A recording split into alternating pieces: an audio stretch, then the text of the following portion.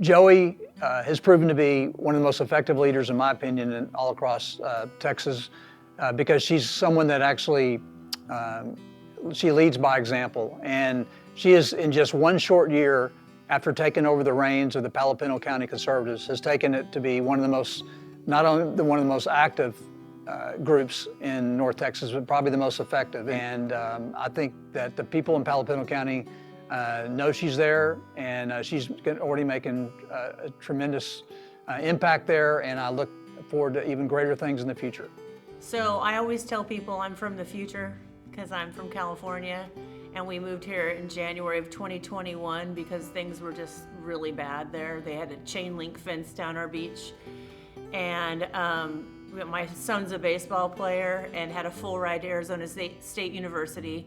And my husband's a pitching coach, so they were out pitching in an open field out there, and a cop comes by and says, "You gotta go, we're gonna give you a ticket." No one's in the park. And he goes, "Hey, wait a minute, this is my son." And it's just like too much.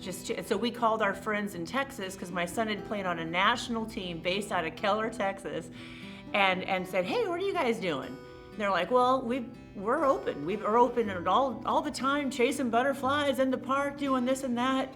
And we're like, okay, let's check it out. And I had gone to graduate school in Texas, and I knew that Texans fought.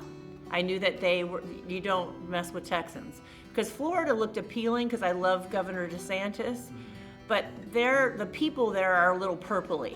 And we were wanting red. We were wanting strong conservatives, and I'm like, let's try Texas. So we prayed about it.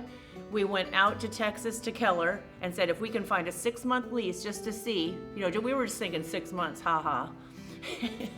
So 6 months, and our son can play baseball, and we'll just see what freedom looks like.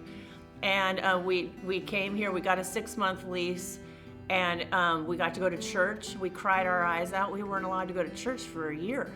I mean, it was just, we weren't essential, but pot places and what else was strip bars. I mean, Texans didn't realize what we had been going through. We just were just so grateful to be with fighters, people that would not, like Mercy Culture is where the church we went to in Fort Worth, and they never shut down.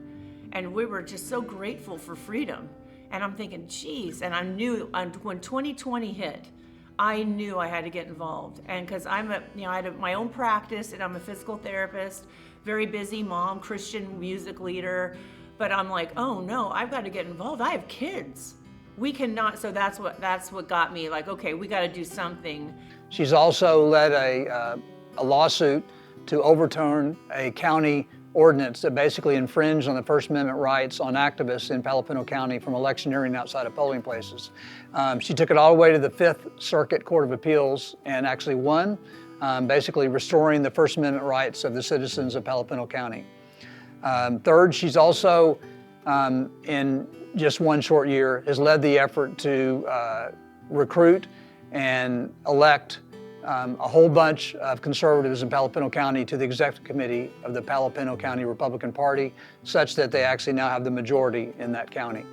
And probably near and dear to my heart, she actually helped in my election this last time around garner 53% of the votes in Palo Pinto County. The first time I ran before she took over, I only got 27% of the vote in Palo Pinto County running for state rep. This last time around, I got 53% of the vote.